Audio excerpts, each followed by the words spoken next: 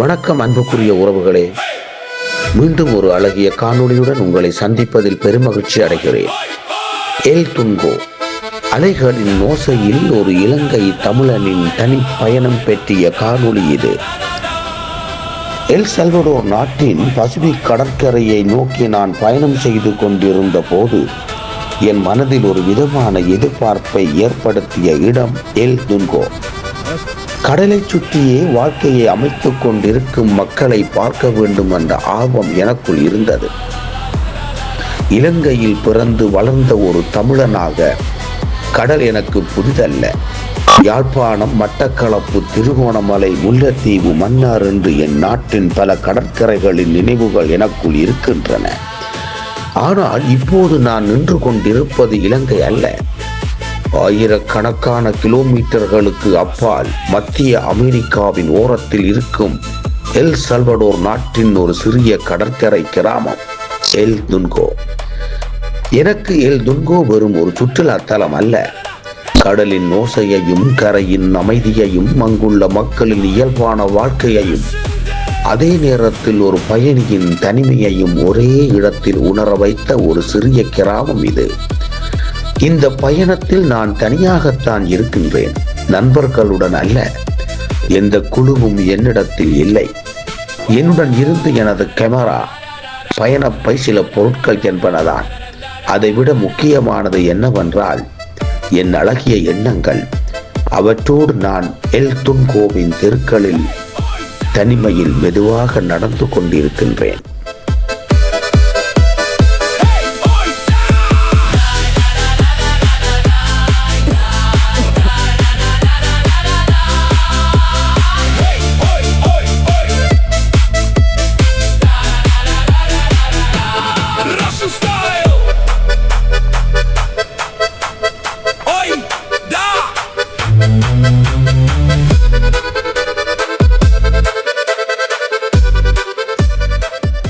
கடற்கரையை நோக்கி நான் நடந்து கொண்டிருக்கும் போது சுற்றி இருந்த சூழல் எனக்கு மிகவும் வித்தியாசமாக தோன்றுகிறது. பெரிய நகரங்களின் இரைச்சல் இங்கு இல்லை. தொடர்ந்து ஓடும் வாகனங்களின் சத்தத்தையும் இங்கு காணவில்லை. அதற்கு பதிலாக தொலைவில் இருந்து கேட்கும் கடல், அந்த கடல் அலைகளில் எழும்பும் ஓசைகள், காற்றில் கலந்த உப்பு கடலின் வாசனை, வீதியோரங்களில் இருக்கும் சிறிய கடைகள், நடந்து செல்லும் உள்ளூர் மக்கள் மற்றும் பயணிகள், தோளில் அலைச்சறுக்கும் பலகைகளை சுமந்து செல்லும் இளைஞர்கள், இவை அனைத்தும் சேர்ந்து எல் துன்கோவுக்கு தனக்கே உரிய ஒரு வாழ்க்கையை உருவாக்கி இருக்கின்றன. கடல் அருகில் வர வர அலைகளின் ஓசையும் தெளிவாக கேட்க தொடங்குகிறது. ஒரு கட்டத்தில் நான் கடலுக்கு நேராக நின்று கொண்டிருந்தேன். அந்த நொடியில் என் மனதில் இலங்கையின் கடற்கரைகளும் வந்து செல்கின்றன. கடல் நாடுகளை பிரிக்கலாம், ஆனால் கடலின் ஓசை மனிதர்களை இணைக்கிறது. இலங்கையின் கரையில் நின்றபோது நான் கேட்டது இதே அலைகளின் ஓசைதான். இங்கு கேட்பதும் அதே ஓசைதான்.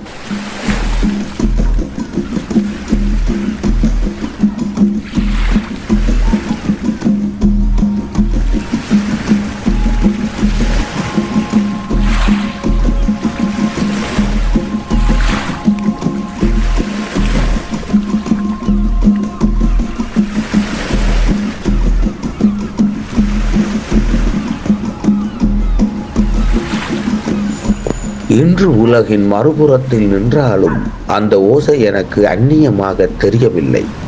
கருமை கலந்த கடற்கரை, எல் சல்வடோர் எரிமலைகளால் உருவான நிலப்பரப்பை கொண்ட அழகிய நாடு இது. அதனால் இங்குள்ள சில கடற்கரைகளில் கருமை கலந்த மணலையும் எரிமலை பாறைகளையும் காண முடிகிறது. நீல வண்ண கடல், கருமை கலந்த மணல், மேலே விரிந்திருக்கும் வானம், கரையில் கிடக்கும் பாறைகள், இவை அனைத்தும் சேர்ந்து இயற்கை தன்னுடைய ஓவியத்தை இங்கே வரைந்து விடுகிறது. நான் மெதுவாக அந்த கடற்கரையில் நடந்து கொண்டிருக்கிறேன். ஒரு இடத்தை உண்மையாக புரிந்து கொள்ள வேண்டுமென்றால் அதன் கட்டடங்களை மட்டும் பார்த்தால் போதுமா? அங்கே வாழும் மக்களை பார்க்க வேண்டாமா? அவர்களின் அன்றாட வாழ்க்கையை கவனிக்க வேண்டி இருக்கிறது. அவர்களின் முகங்களில் தெரியும் இயல்பை உணர வேண்டும். அதைத்தான் நான் எல் துன்கோவில் முயற்சி செய்தேன். கடலோடு வாழும் மக்கள். எல் துன்கோவின் வாழ்க்கையில் கடல் ஒரு முக்கிய கதாபாத்திரம். இங்கே கடல் வெறும் அழகை கொடுக்கும் இயற்கை காட்சி மாத்திரம் அல்ல, பலருடைய வாழ்க்கையின் ஒரு பகுதியாகவே அது இருக்கிறது. குறிப்பாக அலைச்சறுக்கு விளையாட்டு இங்கு மிகவும் சுவாரஸ்யமானது.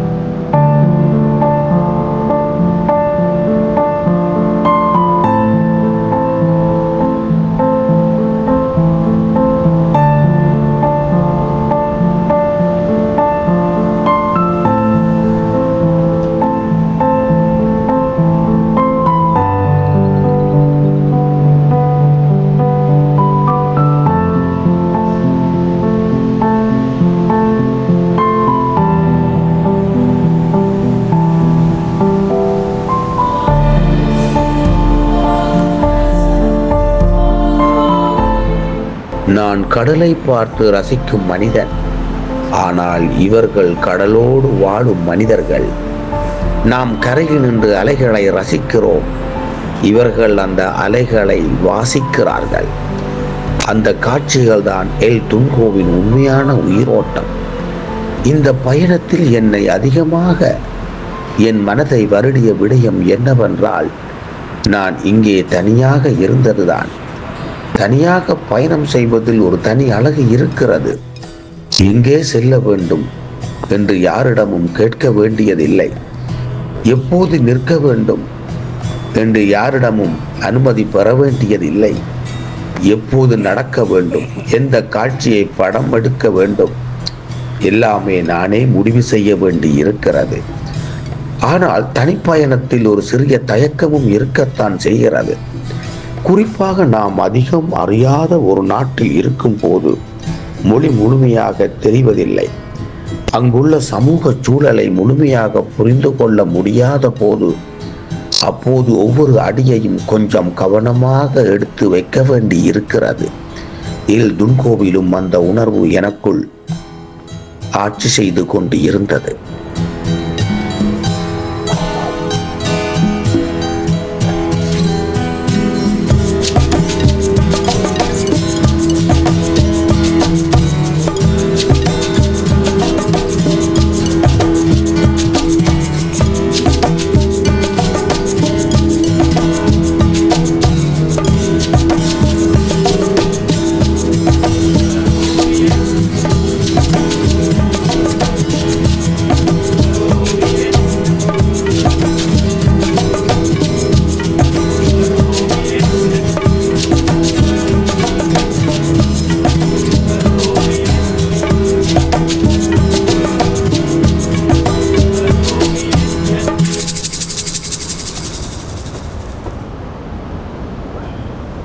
ஒரு இலங்கை தமிழனாக உலகின் இந்த பகுதியில் நான் தனியாக நின்று கொண்டிருக்கின்றேன் என்ற உணர்வே சில நேரங்களில் வித்தியாசமாக இருக்கிறது.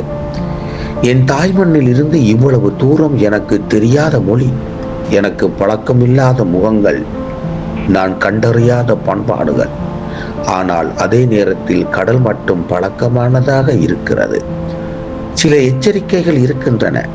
எல் சல்வடோர் நாட்டுக்கு வருவதற்கு முன்பு இந்த நாட்டை பற்றி பல விஷயங்களை நான் கேட்டிருந்தேன். கடந்த காலங்களில் குற்றச்செயல்கள் மற்றும் கும்பல் வன்முறைகள் தொடர்பான கடுமையான பிரச்சனைகள் இந்த நாட்டில் இருந்ததாகவும், சில பகுதிகளில் பாதுகாப்பு குறித்து கவனமாக இருக்க வேண்டி இருப்பதாகவும் நான் அறிந்திருக்கிறேன். அதனால் எல் துன்கோவுக்கு செல்லும் போது, அங்கு தனியாக நடக்கும் போதும் என்னுள் ஒரு சிறிய எச்சரிக்கை உணர்வு இருக்கத்தான் செய்கிறது. ஆனால் நான் இங்கு இருந்த நேரத்தில் எனக்கு எந்த விதமான அச்சுறுத்தலும் இருக்கவில்லை. எந்த தாக்குதலும் இல்லை. எந்த திருட்டும், எந்த விதமான அசம்பாவிதமும் என்னை சந்திக்கவில்லை. நான் தனியாக நடக்கிறேன், மக்களை பார்க்கிறேன், கடலை ரசிக்கிறேன், எனது கேமராவில் காட்சிகளை பதிவு செய்து கொண்டும் இருக்கிறேன். பின்னர் எந்த பிரச்சனையும் இல்லாமல் அங்கிருந்து திரும்புகிறேன். இதுவே எனது தனிப்பட்ட அனுபவம் கூட. செய்திகளில் கேட்பது ஒன்று, நேரில் பார்ப்பது என்பது வேறு. ஒரு நாட்டை பற்றி நாம் கேட்கும் செய்திகள் அந்த நாட்டை பற்றிய ஒரு குறிப்பிடத்தக்க படத்தை நம் மனதில் உருவாக்கிவிடக்கூடும். ஆனால் அங்கு நேரில் சென்று நிற்கும் போதுதான் சில சமயங்களில் அந்த படம் மாறிவிடுவதை காண முடிகிறது. அதுதான் பயணத்தின் அழகும் கூட. செய்திகளில் கேட்பது ஒன்று, நேரில் அனுபவிப்பது மற்றொன்று. அதனால் எல் சல்வடோர் நாட்டை பற்றி நான் எந்த பொதுவான முடிவையும் இங்கு சொல்ல வேண்டியதில்லை. நான் சொல்லவும் விரும்பவில்லை.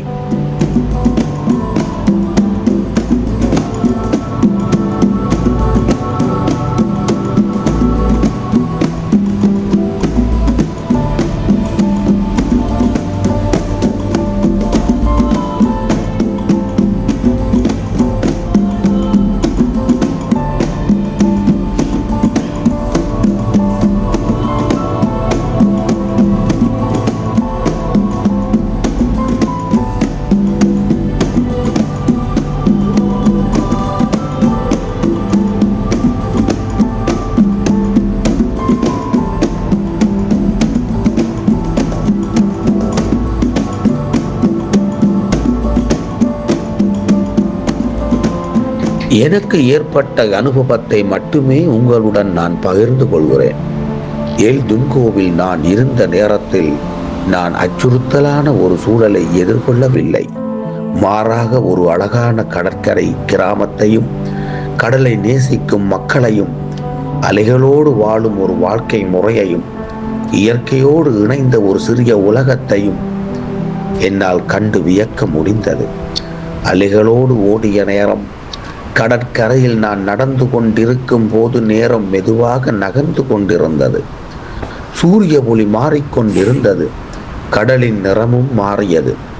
அலைகள் கரையை நோக்கி வந்து கரையை தொட்டு மீண்டும் கடலுக்குள் திரும்பி சென்று கொண்டிருந்தன. மீண்டும் மீண்டும். ஆனால் ஒவ்வொரு அலையும் தனித்துவமானது. நமது பயணங்களும் அப்படித்தான். பல நாடுகளுக்கு செல்கிறோம், பல நகரங்களை பார்க்கிறோம், பல கடல்களையும் பார்க்கிறோம். ஆனால் ஒவ்வொரு பயணமும் நமக்குள் ஒரு புதிய நினைவை கொடுத்துவிட்டு செல்கிறது. எல் துன்கோவும் எனக்கு அப்படியான ஒரு நினைவாக மாறிவிட்டது.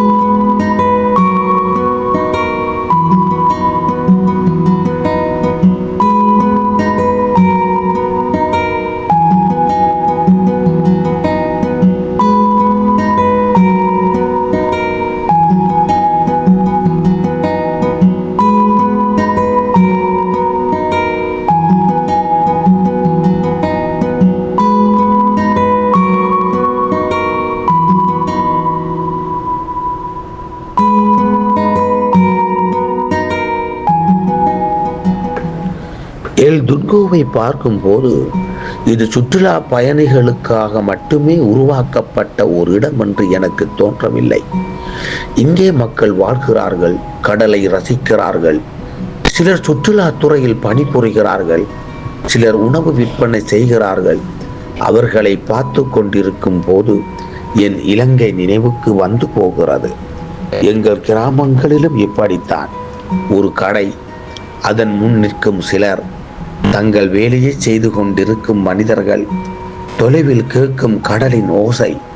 நாடுகள் வேறாக இருக்கலாம், மொழிகளும் மாறுபடலாம், ஆனால் மனிதர்களின் அன்றாட வாழ்க்கை மாறுமா? சில உணர்வுகள் மட்டும். உலகம் முழுவதும் ஒன்றுதான், தனிமை. ஆனாலும் அது வெறுமை அல்ல. எல் துன்கோவில் நான் தனியாக நடந்த அந்த நேரங்களில் ஒரு விசித்திரமான அமைதியை என்னால் உணர முடிகிறது. என்னுடன் பேசுவதற்கு யாரும் இங்கு இல்லை. எனது அனுபவத்தை உடனடியாக பகிர்ந்து கொள்ளவும் யாரும் இல்லை. ஆனால் சில நேரங்களில் தனிமை என்பது வெறுமை அல்ல, அது அழகிய ஒரு இனிமை. அது நம்முடன் நாமே பேசிக்கொள்ளும் ஒரு வாய்ப்பும் கூட. கடலை பார்த்து கொண்டே நடக்கும் போது என் வாழ்க்கையை பற்றியும் சிந்திக்க தொடங்குகின்றேன். நான் கடந்து வந்த பாதைகள், சந்தித்த மனிதர்கள், பார்த்துவிட்ட நாடுகள், இன்னும் பார்க்க வேண்டிய உலகம் எல்லாமே மனதில் வந்து செல்கிறது. ஒரு தொலைதூர மனிதனாக என் மண்ணிலிருந்து இவ்வளவு தொலைவில் நின்று கொண்டு இன்னொரு கடலின் முன் என்னையே நான் சந்தித்துக் கொண்டிருந்த அழகிய தருணம் இது. அந்த வகையில் எல் துன்கோ எனக்கு ஒரு கடற்கரை மட்டுமல்ல, என் எண்ணங்களோடு நான் நடந்து வந்த ஒரு அழகிய பாதை.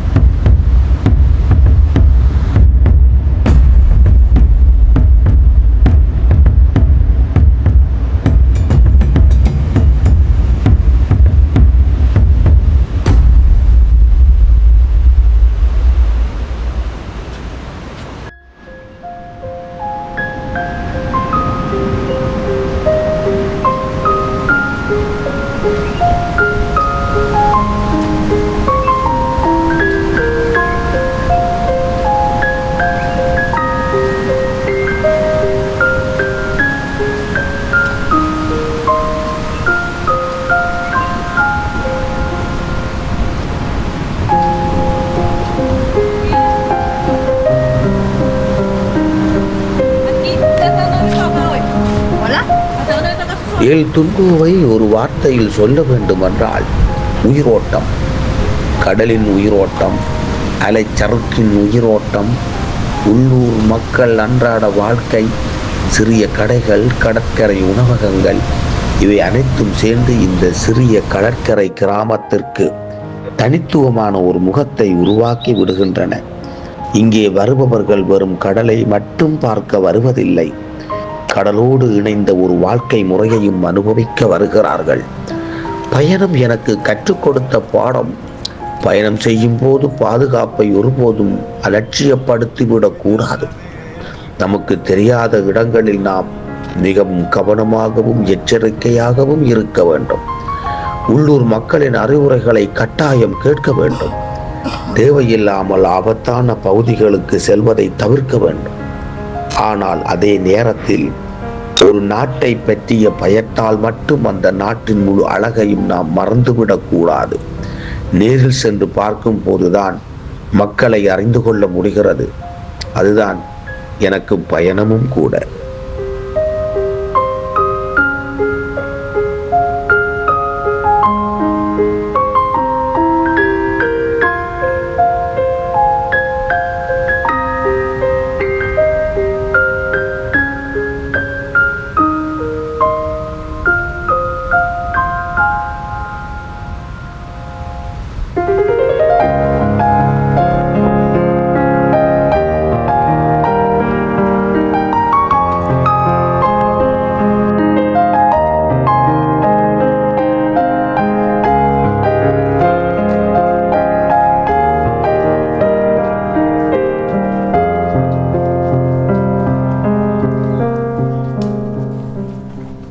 பயணம் என்பது நாடுகளின் பட்டியலை சேகரிப்பது அல்ல, ஓரிடத்தின் காற்றை உணர்வது, அங்குள்ள மக்களின் முகங்களை பார்ப்பது, அவர்களின் வாழ்க்கையை புரிந்து கொள்ள முயற்சிப்பது, அந்த இடம் நமக்குள் ஏற்படுத்தும் உணர்வை மனதில் எடுத்துக்கொண்டு அடுத்த பாதையில் செல்வது, அதுதான் உண்மையான பயணமும் கூட.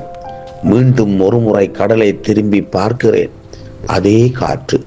ஆனால் என்னுள் ஏதோ ஒன்று மாறியிருந்தது. நான் வந்தபோது இந்த இடம் எனக்கு ஒரு புதிய இடமாக இருந்தது. இப்போது அது ஒரு நினைவாக மாறிவிட்டது. Scusa signora, c'è la Libertad bus che Aquí, para allá. ¿Qué? Ajá. ecco. ஒரு சிறிய கடற்கரை கிராமம், ஒரு தனி பயணம், சில எச்சரிக்கைகள், ஆனால் எந்த அசம்பாவிதமும் இல்லாத ஒரு நாள். கடலின் ஓசை, அலைகளின் அசைவு, இவை அனைத்தும் என் கேமராவில் மட்டுமல்ல, என் நினைவுகளிலும் பதிவு செய்யப்பட்டு விட்டன. ஒரு பயணத்தின் அழகும் நாம் எவ்வளவு தூரம் சென்றோம் என்பதில் மட்டும் இருப்பதில்லை. எல் சல்வடோர் நாட்டின் பசிபிக் கடற்கரையில் ஒரு அழகான நாளை அனுபவித்தேன். அலைகள் வந்து கரையை தொட்டு மீண்டும் கடலுக்குள் திரும்பி சென்று கொண்டிருக்கின்றன. நானும் அந்த அலைகளைப் போலவே எனது அடுத்த பயணத்தை நோக்கி நகர்ந்து கொண்டிருக்கிறேன். எல் துன்கோ என் பயணப்பாதையில் வந்த ஒரு சிறிய கடற்கரை கிராமம். ஆனால் என் நினைவுகளில் அது விட்டு சென்ற தடம் மிகவும் பெரியது.